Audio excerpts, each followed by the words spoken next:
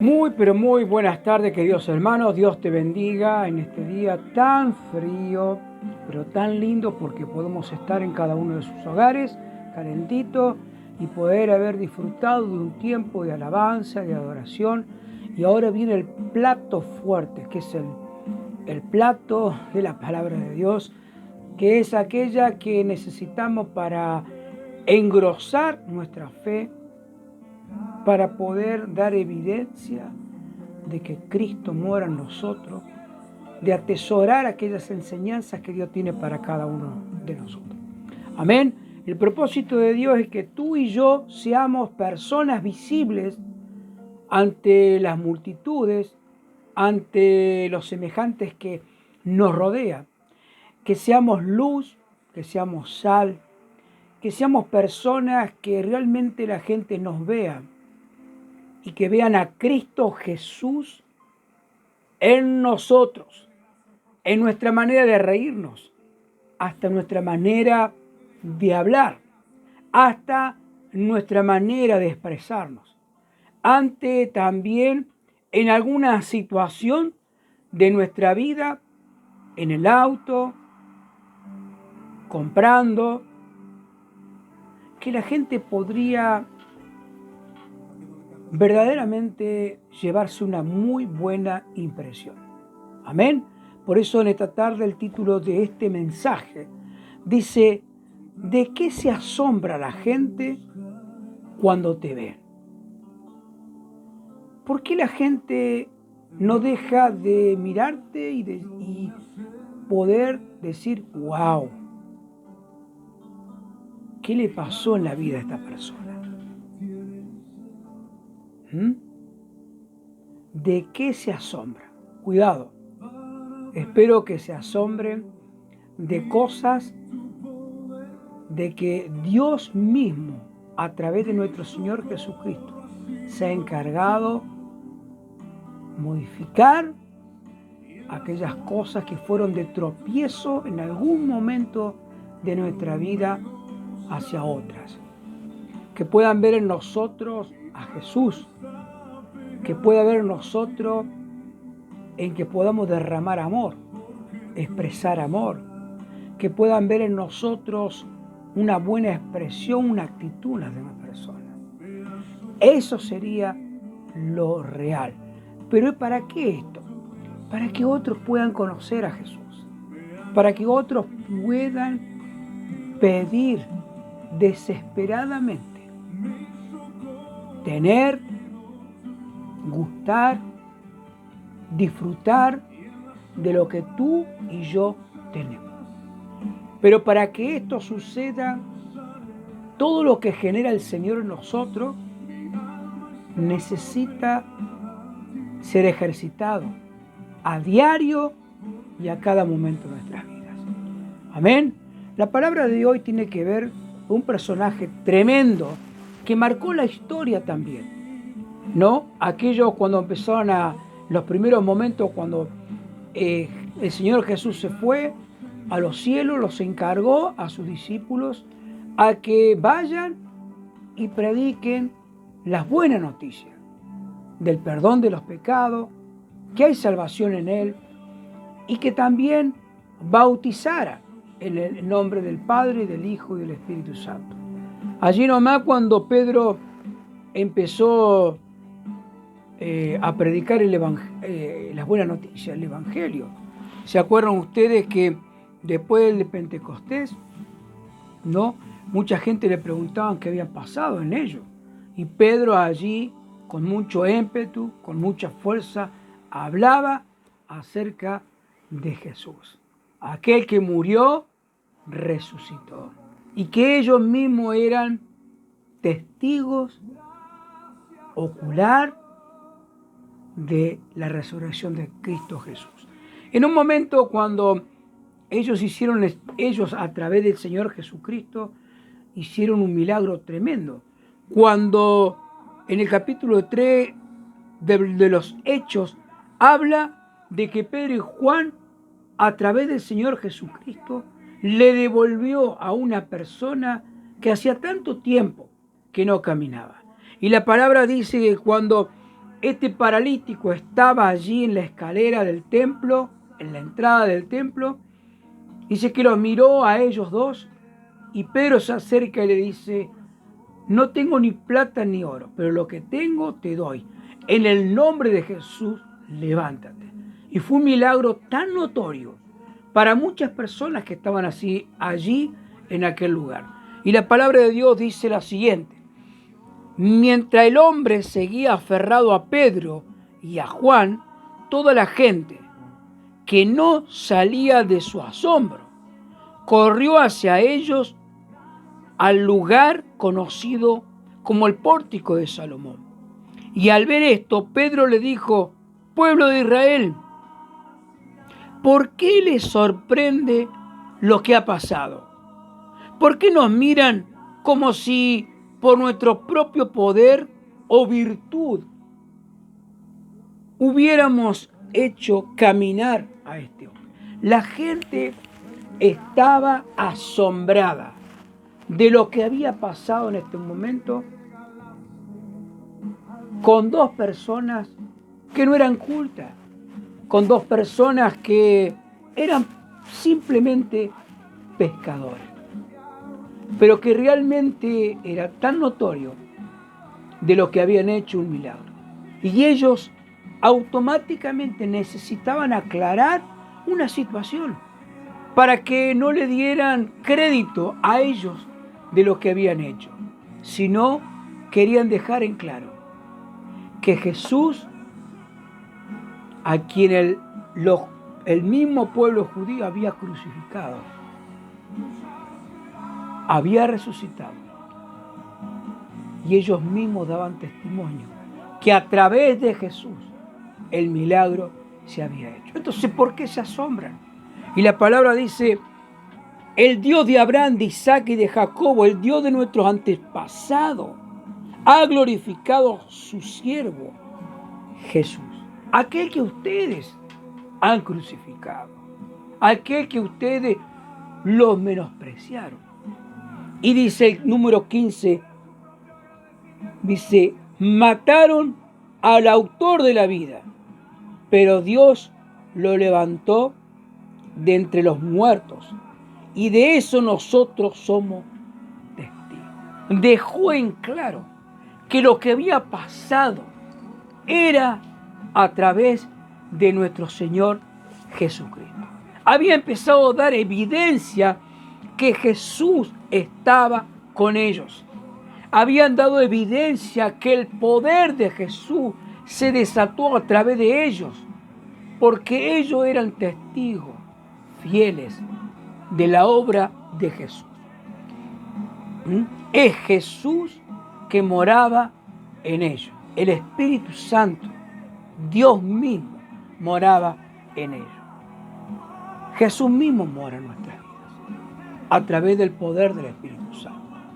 Debemos esforzarnos para que esto suceda. Fíjense ustedes que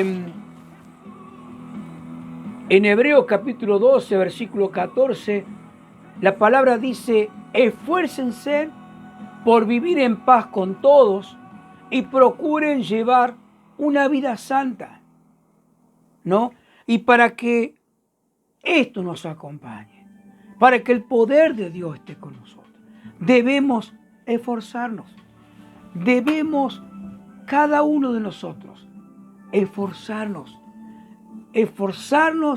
para llevar una vida santa. Para llevar una vida santa debemos esforzarnos. Y eso es el anhelo que debemos tener cada uno de nosotros.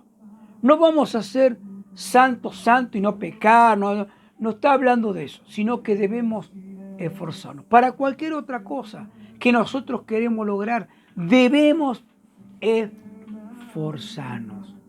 Hermanos, la palabra de Dios dice en 12:1: por lo tanto, ya que estamos rodeados por una enorme multitud de testigos de la vida de fe, nosotros estamos siendo rodeados de muchísimas personas, porque nosotros tenemos que ser testigos de que Jesús mora en nosotros. pero tenemos que esforzarnos.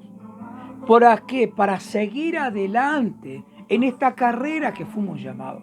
Fuimos llamados para ser testigos de Jesús, que mora en nosotros, que vive, que Él es real, que Él cambia la vida de las personas. Por eso debe haber una evidencia clara de que Jesús cambió nuestras vidas, para que otros queden atónitos como habían quedado cuando Pedro y Juan hicieron este milagro. Entonces yo vuelvo a preguntar, ¿qué se asombra la gente cuando te ven? ¿Te ven a un Miguel común y corriente? ¿O un Miguel transformado? ¿Una Geo normal? ¿Una Geo transformada? ¿O ven unas Nancys normal y común, entre comillas? ¿O unas Nancy allí en ese barrio, en ese lugar, transformadas por el poder del Espíritu Santo? ¿O ven una Hilda, o ven una Mercedes, un Carlos igual? ¿O una Adriana, un Juan, un Pedro, una Lili, un Pablo, una Maggie, un David igual? ¿O ven criaturas transformadas por el poder del Espíritu Santo? Pero para que sea esto una realidad, debemos esforzarnos en anhelar la santidad en nuestra vida. Fíjense ustedes que el texto del capítulo 12, versículo 14, la palabra dice: esfuércense por vivir en paz con todos y procuren llevar una vida santa, porque los que no son santos no verán la gloria de Dios. Nos llama a ser santos porque para estar en la presencia de Dios debemos pelear esta batalla para que cada día podamos ser santos y llegar a la presencia de Dios. Pero déjeme sacarle del contexto a esta última palabra. Hasta me animaría a decirte que si nosotros no anhelamos esa santidad para que se refleje en nuestra vida ante las personas, nuestros vecinos, nuestros hijos, nuestra familia, muchos no verán la gloria de Dios en nosotros. No verán a Jesús en nosotros y no se salvarán porque no querrán saber nada por nuestra actitud. Pero si realmente nuestra vida sigue siendo cambiada, sigue anhelando la santidad, verán en nosotros un Jesús, en nuestra manera de ser, una actitud, en lo que sea, en lo que vieron en Pedro y Juan, que se quedaron maravillados. Sin embargo, ellos tuvieron que decirle: no fuimos nosotros mismos. El Señor Jesús, con su poder y en su nombre, hicimos estas cosas. Qué hermoso. Y esa santidad que sigue operando en nosotros es el resultado de una vida en pleno esfuerzo para vivir en santidad. Y para que pasen estas cosas, el resultado de esto hace de que nosotros seamos personas con evidencias claras que Jesús está en nosotros. No solamente en nosotros, sino ya está en la iglesia, en las personas que estamos en la iglesia. Y fíjense usted qué importante que es la iglesia también ser de testimonio para otros. Porque hay un esfuerzo para ser santo, para anhelar la santidad. Si no sucede esto, no seremos un resultado positivo para que otros puedan buscar al Señor. Fíjense usted lo que dice el relato. Dice: cuídense uno con otro para que ninguno de ustedes dejen de recibir la gracia de Dios. Tengan cuidado de que no brote ninguna raíz de amargura, por la cual no solamente los trastornará a usted, sino al resto. Fíjese qué importante que es el vivir una vida de evidencia clara que Jesús mora en nosotros, que la santidad está reinando en nosotros, cuando nos bendecimos el uno con el otro, cuando nos ayudamos en la hermandad. Pero si hay uno nomás que se descuide, cuando hay uno o no, cada uno de nosotros descuidamos el esfuerzo, descuidamos ese anhelo de crecer en el Señor, de leer, de tener una comunión con Dios, hermano, nuestra mirada no estará al frente, sino que estaremos mirando al costado. Y cuando miramos al costado nos debilitamos. Y comienza a ver estas cosas cuando ya vemos otras cosas que no veíamos antes. Y quizás ya empiece el malestar en uno a engendrarse. No solamente en uno, sino que ya lo llevamos a otro como un chisme, como algo que no edifica. Cuidado, debemos cuidarnos uno con otro. Hermano, si alguien se enoja con la iglesia, con los hermanos, hay algo que descuidó. La mirada en Cristo Jesús. Estamos en una carrera. Decía el apóstol Pablo que estamos corriendo la carrera y no tenemos que desviar nuestra mirada en Cristo Jesús. Por eso en esta tarde quiero animarte a que sigamos los pasos que el Señor Jesús le dio a sus discípulos, y sus discípulos lo escribieron. No solamente lo escribieron, sino que me encanta Pedro cuando habla, cuando la gente le preguntaba qué había pasado en el Pentecostés, y él le dice: por tanto, sepan bien todo Israel, que a este Jesús a quien ustedes crucificaron, Dios lo ha hecho Señor y Mesías. Entonces la gente vio la transformación de las personas. Y la gente quería eso, la transformación, el cambio de actitud. La gente quería no ser más de lo que era, egoísta, sin fe, irrespetuoso, pecador, no sé. Querían un cambio en sus vidas.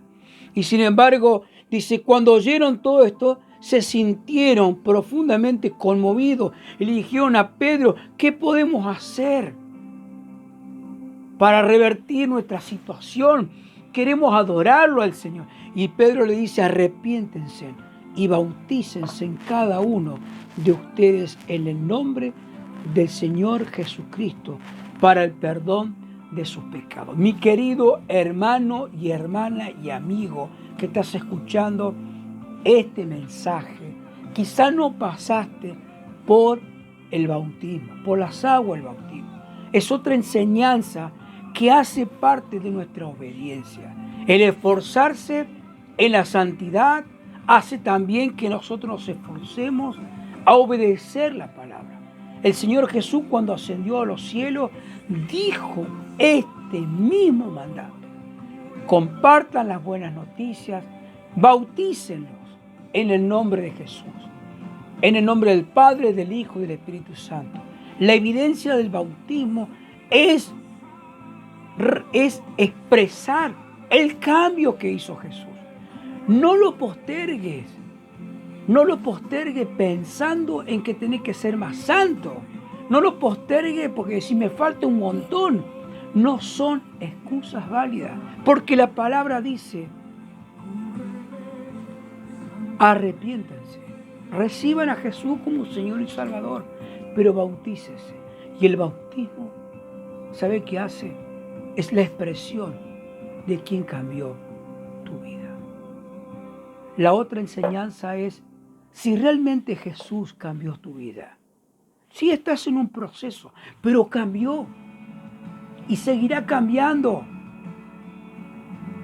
dará la evidencia de un bautismo como el Señor lo quiere. No lo postergue, porque no estás obedeciendo la palabra de Dios. Ya eres creyente, ya estás leyendo, ya estás en la carrera, pero te falta esta evidencia tan clara de obediencia, de la santidad, del esfuerzo.